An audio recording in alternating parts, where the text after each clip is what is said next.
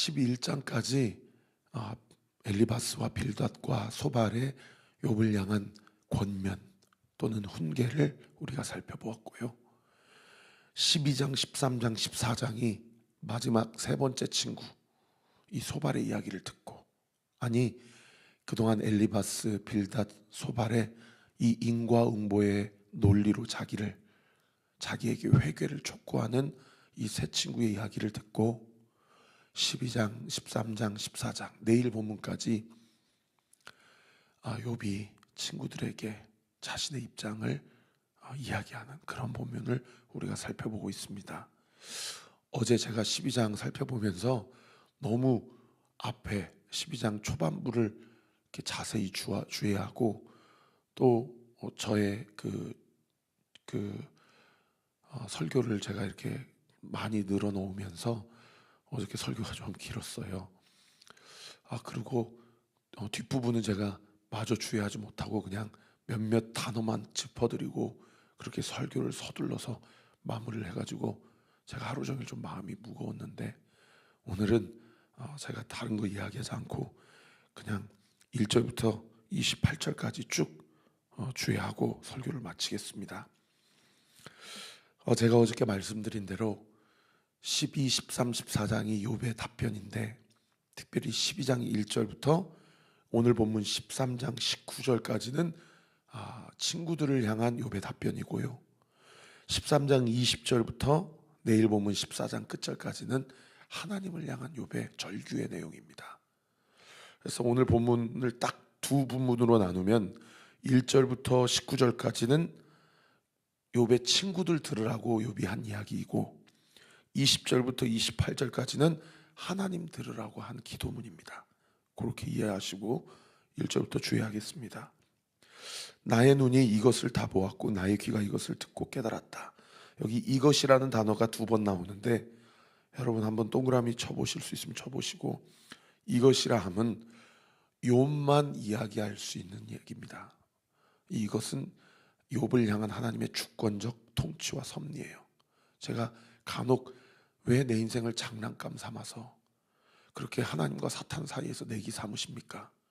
이제 이렇게 좀 천박하게 주의를 해드렸는데, 표현을 했는데, 욥 입장에서 보면 고난당할 만한 죄를 지은 적이 없는데 이것을 온몸으로 받아내고 있는, 이해되지 않는 자신을 향한 하나님의 주권적 통치를 이야기합니다. 사실 우리는 우리의 입에 이런 것들을 담을 수 없죠. 왜냐? 욥처럼 고난당해보지 않았기 때문이에요. 2절, 너희 아는 것을 나도 아노니 너희만 못하지 않으니라. 여기 아는 것 동그라미 치고, 이 아는 것이 1절에 욥이 이야기한 이것과 정면으로 대치되어 있는, 대척점에 있는 표현이에요.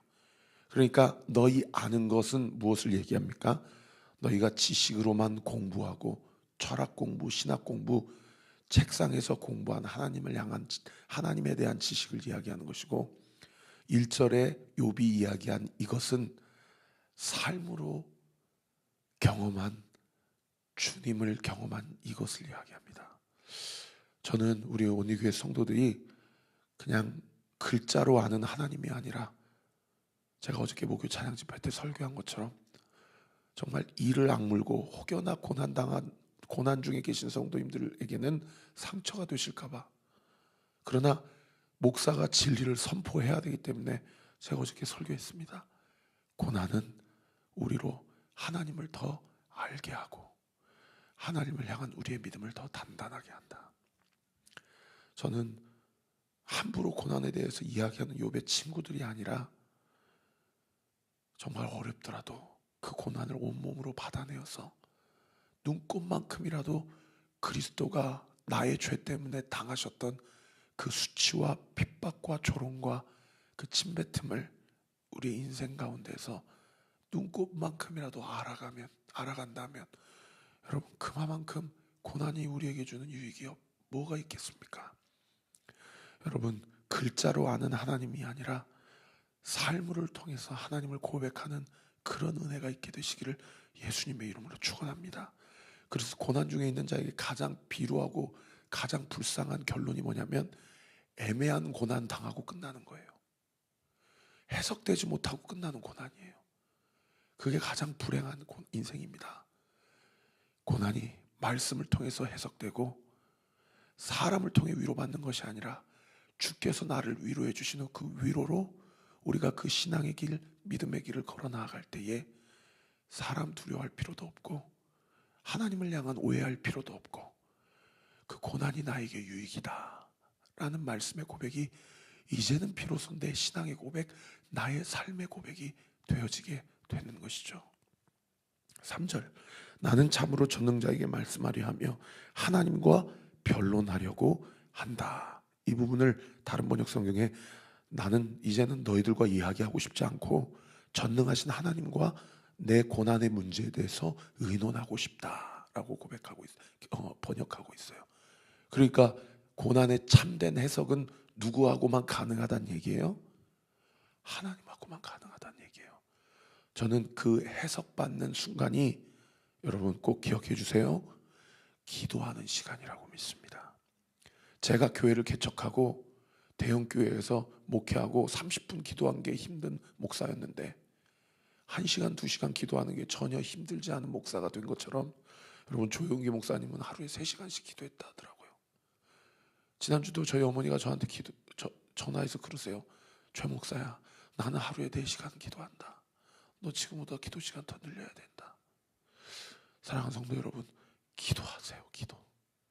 사람하고 붙들고 씨름하지 마시고 하나님 앞에 나아가세요. 4절, 너희는 거짓말을 지어내는 자요 다 쓸모없는 의원이다. 이런 진짜 위로하려고 친구들이 왔는데 이 말싸움으로 번지니까 욥이 사실 이런 고백은 안 했으면 좋겠는데 얼마나 상처가 됐으면 또 이런 얘기를 했을까, 이런 것도 이해도 되고 쓸모없는 의원이다 이렇게 얘기를 해버리고 5절도 보세요. 너희가 참으로 잠잠하면 그것이 너희의 지혜일 것이다. 차라리 조용히라도 하면 중간이라도 갈 텐데 이런 얘기도 하니까 사실은 그래서 또 15장 이번 돌아오는 주일 본문부터 엘리바스가 더 열받아가지고 더 이제 강하게 공박을 하죠. 6절, 너희는 나의 변론을 들으며 내 입술의 변명을 들어보라. 이해하시는데 어려움이 없으실 겁니다. 7절, 너희가 하나님을 위하여 불의를 말하려느냐. 여기 불의 동그라미, 여기 불의를 거짓말이라고 번역하고 있어요. 다른 번역 성경에. 그리고 그 다음 구절에 그를 위하여 속임을 말하려냐. 여기 속임도 거짓말이라고 번역하고 있습니다. 그러니까 욥이 이 뭐라고 오해하고 있는 거예요? 친구들의 진정성을 지금 오해하고 있는 거죠. 그러니까 친구들은 더 속이 타죠. 그러니까 이렇게 교회 안에서도 소그룹 나눔한답시고 말씀 안에서 해석되지 않고 기도가 부족하면 이렇게 오해가 쌓이고 관계가 틀어지는 거예요. 우리 온리교회 성도들 잘 들으세요. 여러분 말씀 듣고 소그룹에서 그 등대 모임에서 교제할 때 정말 입술에 파수꾼을 세우고 기도하고 말하려고 하고 성경으로 해석하려고 하고 겸손한 마음으로 서로 권면하려고 해야 되지, 이렇게 욥과 친구들 사이에서 위로한답시고 왔다가 8일째 하는 말부터 이 오해가 번져가지고 하면 이런 얘기가 나오는 겁니다. 저는 우리 온리교회 안에서 말 때문에 상처받았다는 얘기 개척하고 주님 저 은퇴하는 그날까지, 아니 주님 오시는 그날까지 말 때문에 상처받는 교회 되지 않기를 정말 기도합니다. 8절, 너희가 하나님의 낯을 따르려느냐, 그를 위하여 변론하려느냐. 여기 하나님의 낯 동그라미, 변론 동그라미. 이게 하나님의 낯을 다른 번역 성경에 변호라고 번역하고 있고요, 변론을 논쟁이라고 번역하고 있어요. 너희가 하나님을 위하여, 하나님을 대신하여 변호하고 지금 나하고 논쟁하려고 하느냐. 9절, 하나님이 너희를 감찰하시면 좋겠느냐. 여기 너희를 감찰한다는 얘기는 이런 얘기예요. 내가 하나님의 감찰을 받아서 지금 이 모양 이 꼴이 된 것처럼 지금 나에게 주신 이 이유 모를 고난 너희도 지금 한번 당해보면 너희도 좋겠냐. 지금 이런 얘기를 하는 겁니다. 그다음 9절, 너희가 사람을 속임같이 그를 속이려느냐. 너희가 죄가 없다고 스스로 인정해도 너희에게도 나에게 주어진 고난이 얼마든지 주어질 수 있다라는 정말 두렵고 떨린 마음이 있다면 어떻게 나한테 이럴 수 있느냐, 이제 이런 얘기를 하는 거죠. 10절, 만일 너희가 몰래 낯을 따를진대. 이 부분 좀 이해하시기 어려우실 텐데 다른 번역 성경에는 이렇게 번역하고 있습니다. 만일 너희가 하나님 몰래 하나님을 돕고 하나님을 위한답시고 나에게 이런 얘기를 한다 할지라도, 그 다음 구절에 뭐라고 돼 있어요? 그가 반드시 너희를 책망할 것이다. 그러니까 무슨 얘기예요? 좀 안 그래도 힘드니까 그런 얘기할 거면 이제 제발 나를 떠나라, 이 얘기를 하는 거죠. 11절, 그의 존귀가 너희를 두렵게 하지 않겠으며 그의 두려움이 너희 위에 임하지 않겠느냐. 여기 존귀 동그라미, 여기 다른 번역 성경에 위엄이라고 번역하고 있고요. 그의 두려움은 하나님의 심판을 이야기합니다. 너희도 얼마든지 내가 당한 고난을 너희도 당할 수가 있다고 한다면 함부로 나에게 인과응보의 논리를 들이대지 않을 것이다. 12절, 너희의 격언은 재 같은 속담이다. 이 부분 재 같은 속담이란 것, 다른 번역 성경에는 개와 같은 쓸데없는 교훈이다, 쓰레기와 같은 격언이다, 이렇게 번역하고 있어요. 얼마나 욥이 지금 친구들에게 많이 화가 났는지를 알 수 있는 대목이죠. 그리고 너희가 방어하는 것은 토성이다. 여러분, 토성은 그냥 쉽게 무너지는 성벽이잖아요. 그러니까 이렇게 사랑이 없으면, 그리고 오해가 쌓이면 교회 안에서 서로를 위한답시고 한 얘기였는데 거기 안에 과연 무엇이 남느냐는 거예요. 다시 한번 당부드립니다. 우리 교회는 반드시 공동체 모임을 해야 돼요. 그런데 그 공동체 모임에 여러분 정말 사랑으로 시작해서, 은혜로 시작해서 사랑으로 끝나는 우리 교회가 되기를 예수님의 이름으로 축원합니다. 계속해서 욥이 친구들을 향해서 얘기합니다. 13절, 너희는 잠잠하고 나를 버려두어 말하게 하라. 무슨 일을 닥치든지 내가 당하리라. 나 앞으로 더 이거보다 고통이 심한 고난이 내 삶 가운데 하나님이 주어주신다고 해도 내가 그냥 당하겠다. 이제는 완전히 자기 포기, 회의적으로.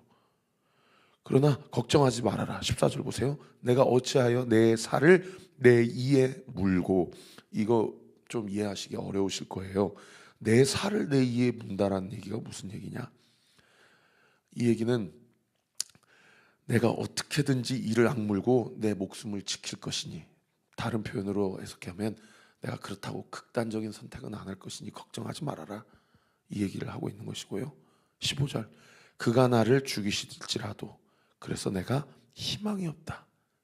그러나 그의 앞에서 내 행위를 아뢰리라. 내가 죽을 때 죽더라도 내가 당한 고난에 대해서 하나님의 입장을 좀 들어보고 싶고 그분과 내 문제에 대해서 상의하고 싶다, 이렇게 이야기를 하는 거죠. 16절, 경건하지 않은 자는 그 앞에 이르지 못하나니 이것이 나의 구원이 되리라. 여기서 이것은 무엇을 얘기할까요? 나는 이런 고난을 당할 만큼 인과응보의 논리로 해석한다면 난 그런 죄를 지은 적이 없다 라는 얘기를 하는 거죠. 17절, 너희는 내 말을 분명히 들으라. 내가 너희 귀에 알려줄 것이 있느니라. 보라, 내가 내 사정을 진술하였거니와 내가 정의롭다함을 얻을 줄 아노라. 아마 이 발언이 욥의 친구들의 마음을 상당히 불편하게 했을 거예요. 그러나 욥 입장에서는 나는 죄를 지은 게 없어 라고 얘기를 하는 거죠. 19절, 나와 변론할 자 누구이랴. 이 부분을 다른 번역 성경에는 나의 죄를 입증할 자가 누구냐, 이렇게 어떻게 보면 상당히 되게 호기롭게 지금 얘기를 하고 있죠. 그러면 내가 잠잠하고 기운이 끊어지리라. 만약 내가 인과응보의 논리로 이런 고난을 당할 만큼 죄를 지었다는 것을 입증할 사람이 있다면 그러면 나는 이제 죽어도 여한이 없을 것이다. 지금 이 얘기를 하고 욥이 친구들을 향한 답변을 마칩니다. 그리고 이제 20절부터 28절까지, 내일 본문 전체까지 욥이 하나님을 향해서 절규합니다. 아마 소리를 고래고래 지르면서 자신의 답답함을 토로할 거예요. 20절에 보세요. 오직 내게 이 두 가지를 행하지 마옵소서. 그리하시면 내가 주의 얼굴을 피하여 숨지 아니하오리다. 지금 욥이 아까 19절까지는 나는 정의롭다, 누가 나의 죄를 입증할 자가 있겠냐, 이렇게 당당하게 사람에 대해서, 친구들에 대해서는 이야기하더니 20절부터 갑자기 하나님을 향해서는 두 가지 일만 하나님이 내 기도를 들어주신다면 내가 주 앞에서도 당당할 수 있습니다 라고 그렇게 기도드리고 있죠. 그 두 가지 일이 무엇입니까? 21절에 기록되어 있는데요, 첫 번째는 주의 손을 내게 대지 마옵소서. 여기서 말하는 주의 손은 뭘 얘기하냐면 지금 자기가 질그스로 자기의 환부와 고름을 짜내면서 긁고 있는 자기 종기를 이야기합니다. 더 이상 내 몸을 치지 말아주세요. 그리고 두 번째는 뭡니까? 21절 하반절을 보세요. 주의 위엄으로 나를 두렵게 하지 마옵소서. 여기 주의 위엄은 무엇을 얘기합니까? 원죄로 인한, 원죄를 근거한 하나님의 심판을 얘기해요. 자기는 자범죄는 없기 때문에. 그러나 그럼에도 불구하고 자기 안에 자기는 어머니 모태에서 태어날 때부터 죄인입니다라는 고백은, 욥이 그 당시 신학 사상이 원죄론이 잘 형성이 됐는지는 모르겠지만 이 욥이라는 고대인 안에 있었던 거예요. 사람이 행위로 죄를 짓지 않더라도 존재론적으로는 하나님 앞에 죄인이다라는 것은 인정하고 있었다라는 것이죠. 그러니까 이 두 가지만 하나님 내 기도를 들어주시면 내가 친구들 앞에서 떳떳한 것처럼 당신 앞에서 나도 떳떳할 수 있어요. 지금 이렇게 절규하고 있는 겁니다. 그러면서 22절에 뭐라고 해서요? 이 두 가지 기도를 들어주신다면 주님은 나를 불러주세요. 내가 주님 앞에 대답하겠습니다. 혹시 내가 말씀하게 하시고 주는 내게 대답하옵소서. 이 두 가지 문제만 해결되면 내가 주님과 얼굴과 얼굴을 맞대고 한번 정말 이 문제에 대해서 대화를 진솔하게 한번 해보고 싶습니다. 자기 안에 중재자가 없으니까 지금 이런 고백을 하는 거죠. 23절에 뭐라고 얘기합니까? 나의 죄악이 얼마나 많으니까 나의 허물과 죄를 내게 알게 하옵소서. 여기 앞에 나의 죄악은 원죄를 이야기하는 거죠. 그리고 나의 허물과 죄는 자범죄를 얘기하는 겁니다. 이러면서 인간의 인생과 하나님 그 전능하신 절대자 앞에서의 한 피조물로서, 이 한 지음받은 존재로서 욥이 하나님 앞에서 이런 기도를 하는 거예요. 24절 보세요. 주께서 어찌하여 얼굴을 가리시고 나를 주의 원수로 여기시나이까. 그러니까 욥이 답답한 게 뭐냐면 자기 종기도 너무 고통스럽고 자기 집안 꼴을 보니까 이게 죽고 싶은데 가장 답답한 건 나를 외면하시는 주님이에요. 그렇게 느끼는 그 감정과 자기의 영적 상태가 자기를 가장 괴롭게 하는 거죠. 여러분, 예수님이 십자가상에서 가장 괴로웠던 게 뭔지 아십니까? 물론 못이, 창이 자기 육신을 뚫고 들어오는, 그래서 그 구멍으로 물과 피가 다 쏟아지는, 사실은 인간이 만들어낸 사형 제도 중에 가장 잔인한 제도, 그야말로 모든 고통을 온몸으로 다 경험하게 하고 말려 죽이는 제도가 십자가형인데, 예수님이 가장 힘들었던 건 그것이 아니고요. 엘리 엘리 라마 사박다니, 주여 어찌하여 나를 버리시나이까. 우리 하나님과 함께 모든 천하 만물과 피조세계를 창조하신, 존재론적으로 분리되지 않았던 예수님이 우리의 죄 때문에 3일 동안 하나님과 완전히 분리되신 그 고통, 여러분, 그 고통이 하나님이 감당하신, 예수님이 감당하신 가장 큰 고통과 아픔이었다는 거예요. 여러분, 우리 안에, 내 안에 주님과 분리된 것 같음으로 나에게 주어지는 고통을 여러분 경험한 적이 있으세요?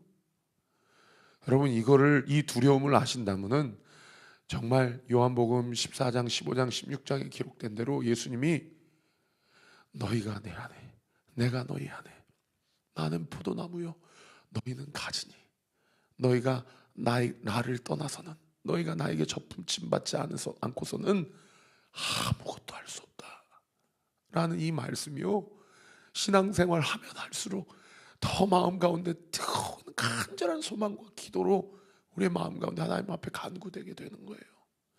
여러분, 오늘 아침도 기도하세요. 그리고 여러분 평생의 삶 가운데 하루를 시작하며 기도하세요. 오늘도 주님과 붙어 있고 싶습니다. 오늘과 주님과 분리되는 것은 상상하기도 싫습니다. 내 감정이 주의 감정 되기를 원하고, 주님의 말이 나의 말이 되기를 원하며, 주님의 생각이 내 생각 되기를 원하여 우리가 아까 찬양하는 것처럼 주님의 기쁨 되는 삶 살기를 원합니다. 여러분 25절에 보세요. 주께서 어찌하여 날리는 낙엽 동그라미, 마른 건불 동그라미. 이게 뭐예요? 자신의 연약하고 비천한 삶을 이렇게 시적으로 표현한 겁니다. 여기 마른 건물을 다른 번역 성경에는 마른 지푸라기라고 번역하고 있어요. 26절, 주께서 나를 대적하사 괴로운 일들을 기록하시며 내가 젊었을 때 지은 죄를 내가 받게 하시오며. 그러니까 욥이 이렇게 오해한 거예요. 자기가 지은 죄가 없는데 하도 주변에서 인과응보의 논리로 얘기하니까 내가 정말 과거에 나도 모르게 지은 죄가 있나 보다, 그리고 이렇게 기도하는 거예요. 다윗도 뭐라고 얘기했어요? 나의 젊은 날의 죄를 기억하지 마시옵고 나를 주의 은혜로 대하시옵소서. 죄에 대해서 민감해지는 은혜가 있게 되기를 예수님의 이름으로 축원합니다.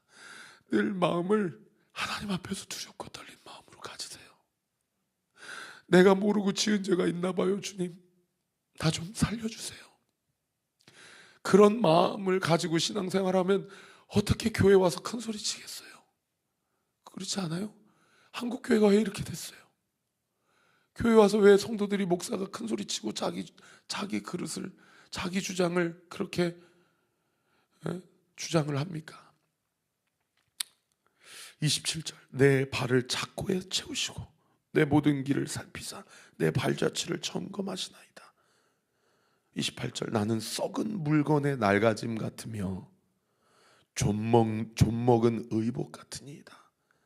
욥이 얼마나 힘들면 이런 표현을 하겠어요? 쇠잔에 가는, 갈수록 후패해져가는 자신의 겉사람의 인생을 보면서 하나님 나 좀 도와주세요. 하나님 나 불쌍히 여겨주세요. 하나님 나와 함께 해주세요 라고 그렇게 고백하고 있는 겁니다. 기도하겠습니다. 아버지 하나님,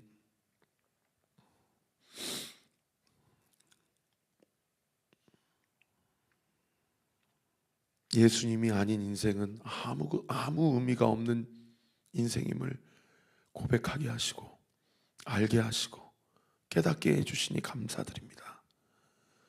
시간이 가면 갈수록, 주님 오실 날이 가까우면 가까울수록 주님, 우리의 겉사람은 날로 후패할 수 있지만 우리의 속사람이 날로 강건해지기를 원하나이다. 오늘도 이 아침에 주 앞에 무릎 꿇고 기도하는 기도의 제목, 아버지, 이 성전에서 무릎 꿇고 하나님께 부르짖는 한 목사의 기도를 주님께서 불쌍히 여겨주시고 엘리 엘리 라마 사박다니 어찌하여 나를 버리시나이까. 우리의 죄를 위해서 분명한 단절을 경험하셨던 예수님, 그러나 우리의 죄값을 다 치르시고 3일 만에 사망 권세 이기시고 부활하셔서